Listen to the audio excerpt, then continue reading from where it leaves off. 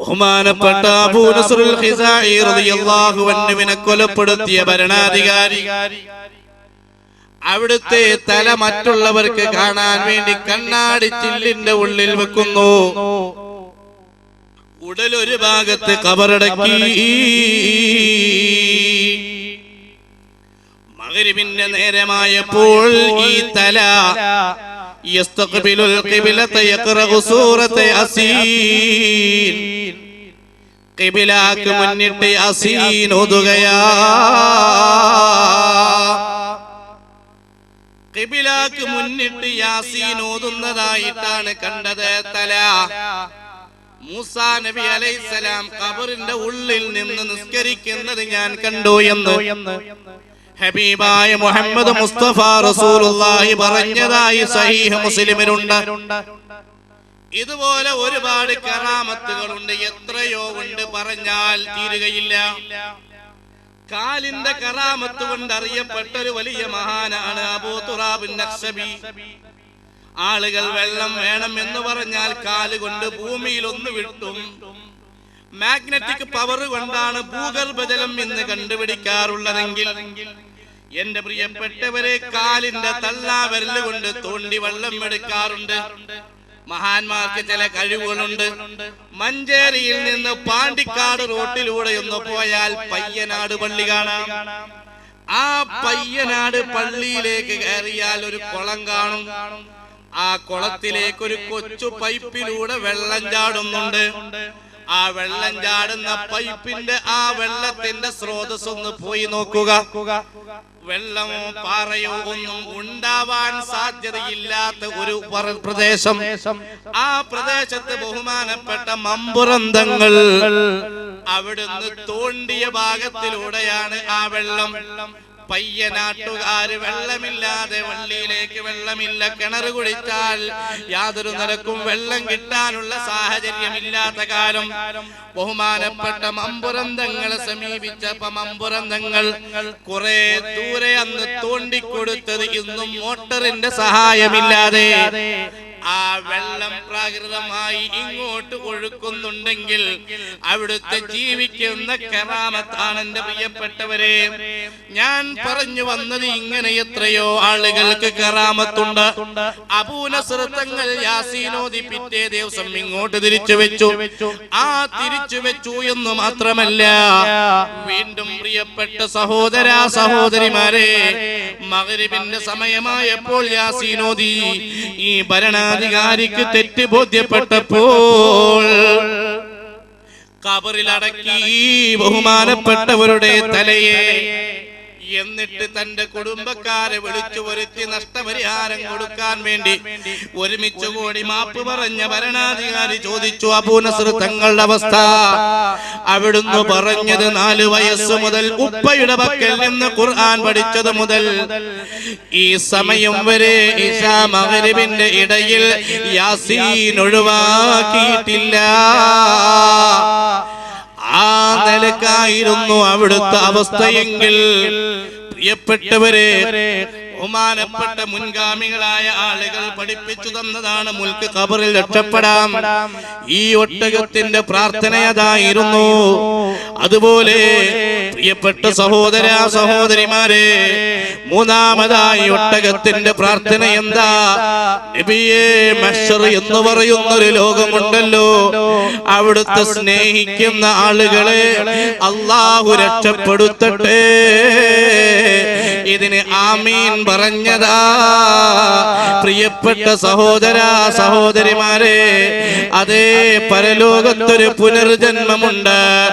ആ പുനർജന്മത്തിന് വേണ്ടി ഉണരുമ്പോ കുറെ ആളുകൾ പന്നിയുടെ രൂപത്തിലാണ്, കുറെ ആളുകൾ പട്ടിയുടെ രൂപത്തിലാണ്, കുറെ ആളുകൾ കൈകാലുകൾ മുറിക്കപ്പെട്ടിട്ടാണ്, കുറെ ആളുകൾ മുഖത്തിന്റെ മുകളിലൂടെ ഉരസുകയാണ്, കുറെ ആളുകൾ നാവ് മുറിക്കപ്പെട്ടുകൊണ്ടാണ്. പല നിലക്കുമുള്ള അവസ്ഥയിലാണെങ്കിൽ സത്യവിശ്വാസികളായ സ്വാലിഹീങ്ങളെ സംബന്ധിച്ചിടത്തോളം അവർ നേരെ പോകുന്നത് എവിടേക്കാ?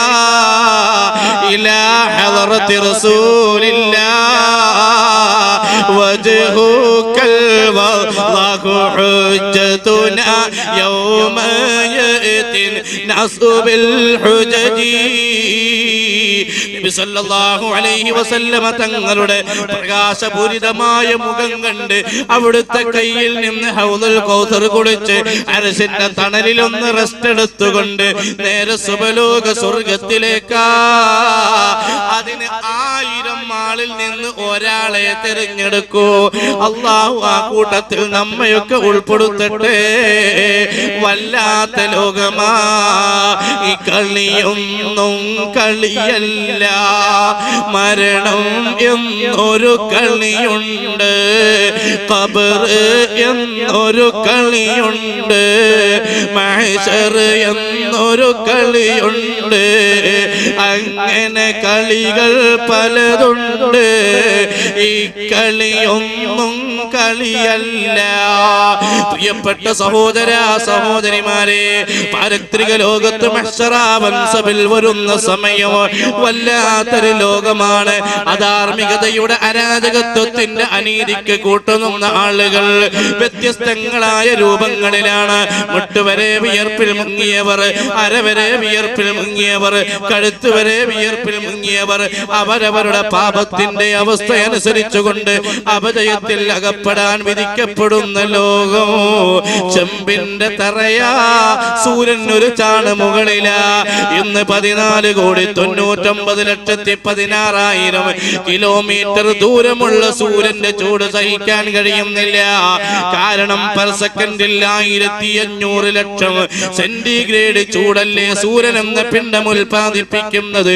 വീട്ടിലുള്ള ഈസി കുക്കിലുള്ളത് 1 മിനിറ്റ് കൊണ്ട് 280 ആണെങ്കിൽ അതേ സൂര്യൻ പെർ സെക്കൻഡിൽ, ഒരു സെക്കൻഡിൽ 1500 ലക്ഷം സെന്റിഗ്രേഡ് ആണ്.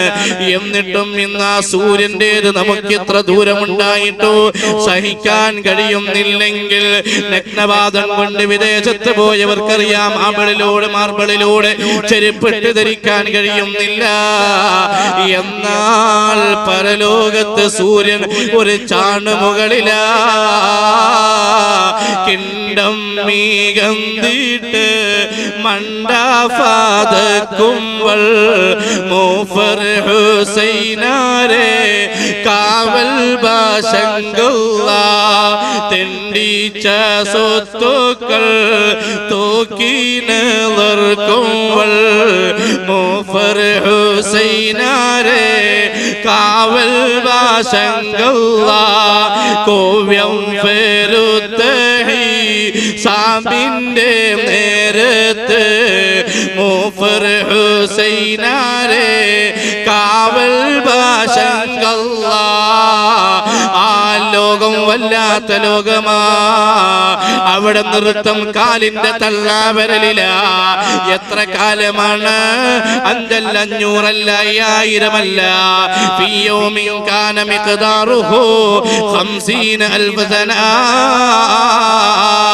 50,000 കൊല്ലത്തെ ദൈർഘ്യമാണ് അവിടെയുള്ള ആ നൃത്തത്തിനുള്ളതെങ്കിൽ പ്രിയപ്പെട്ടവരെ, ആ ഒരവസ്ഥയെ തൊട്ട് റബ്ബ് തആല കാത്തുരക്ഷിക്കുമാറാവട്ടെ. ദിവസവും സൂറത്തു സജദ പാരായണം ചെയ്യുന്നവർക്ക് ആ ഒരു നൃത്തത്തിൽ നിന്ന് രക്ഷപ്പെടാമെന്ന് മഹാന്മാർ ഉണർത്തിയിട്ടുണ്ട്. പ്രിയപ്പെട്ടവരെ, അതുകൊണ്ട് ദീർഘിപ്പിക്കുന്നില്ല.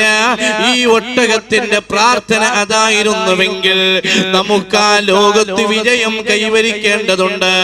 അവിടെ നമുക്ക് പ്രതീക്ഷിക്കാനുള്ളതാരാ?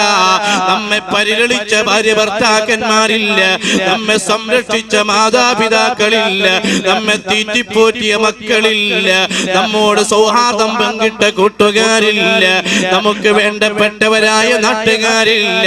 അവിടെ പ്രതീക്ഷിക്കാനുള്ള ഒരേ ഒരു നേതാവ് സയ്യിദുൽ വറാ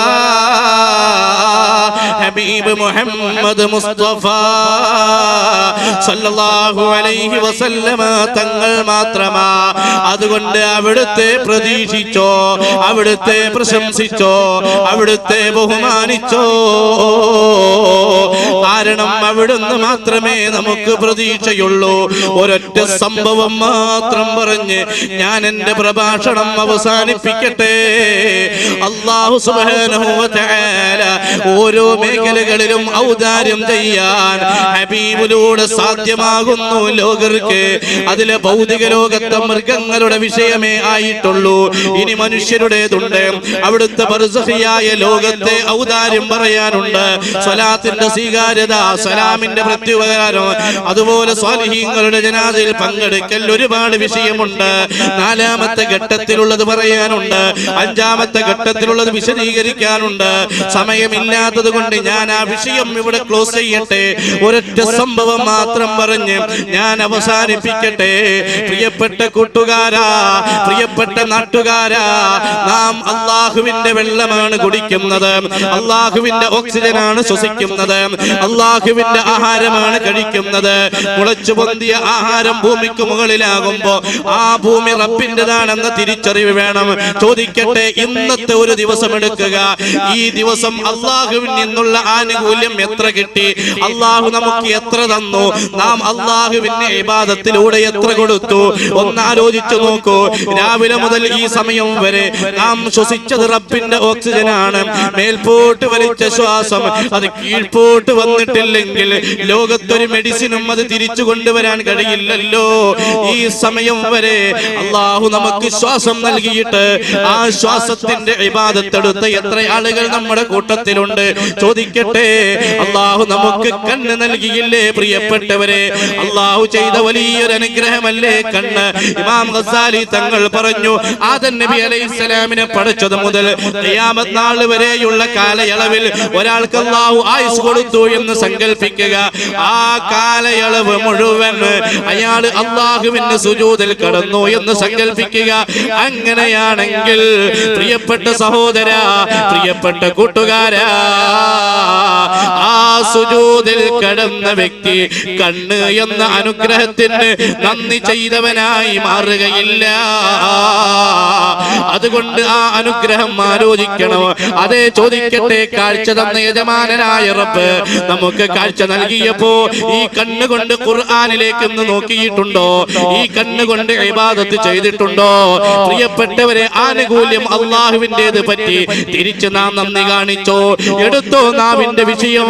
ഒരു വിഷയം സംസാരിക്കണമെങ്കിൽ അള്ളാഹു നൽകിയ 70 ഞരമ്പുകൾ ചലിപ്പിക്കേണ്ടതില്ലേ? ആ 70ഉം ആക്റ്റീവ് ആവേണ്ടതില്ലേ? 69ഉം ആക്റ്റീവായി ഒന്ന് ഡീആക്റ്റീവായാൽ സംസാരിക്കാൻ കഴിയുകയില്ല എന്നതല്ലേ വസ്തുത? ചോദിക്കട്ടെ, അള്ളാഹു നൽകിയ നാവ് കൊണ്ട് പലതും നാം പറഞ്ഞവരാണ്, പലതും നാം സംസാരിച്ചവരാണ്. അതിൽ ഹലാലുണ്ട്, ഹറാമുണ്ട്. ചോദിക്കട്ടെ, അക്ഷരങ്ങൾ ഒന്നെണ്ണുക. ഇന്ന് രാവിലെ മുതൽ ഇതുവരെ സംസാരിച്ച അക്ഷരങ്ങളിൽ ഒരു 10% അള്ളാഹുവിന് പൊരുത്തമുള്ളതുണ്ടോ? ഇനി ചോദിക്കട്ടെ, ഭൂമിയെ 2 പ്രാവശ്യം ചുറ്റാൻ ആവശ്യമായ ഞരമ്പ് നമ്മുടെ ശരീരത്തിലില്ലേ പ്രിയപ്പെട്ടവരെ? അതിലൂടെയല്ലേ സർക്കുലേഷൻ നടക്കുന്നത്? അതിലൂടെയല്ലേ ബ്ലഡ് സർക്കുലേഷൻ നടക്കുന്നത്? ആ ഞരമ്പുള്ള നമ്മുടെ ഈ ശരീരമുള്ള ഈ ഒരു അവസ്ഥക്ക് നന്ദി എന്നോണോ? ഞാൻ ചോദിക്കട്ടെ, എത്ര പേര് ശരീരം കൊണ്ട് ഇബാദത്തെടുത്തിട്ടുണ്ട്? സുന്നത്ത് നിസ്കാരം നിർവഹിച്ചവർ എത്ര പേരുണ്ട്?